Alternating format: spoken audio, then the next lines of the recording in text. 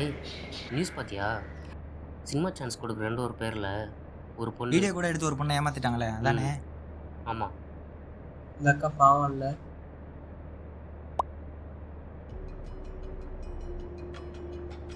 ஏய், பாஸ் அந்த வீடியோ எனக்கு ஷேர் பண்ணியிருக்கான்டா.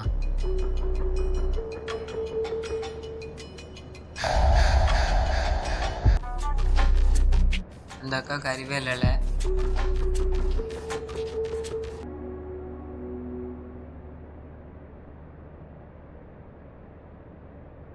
ஏன் ப்ரோ? இந்த அக்கா தான் பாவம்ல.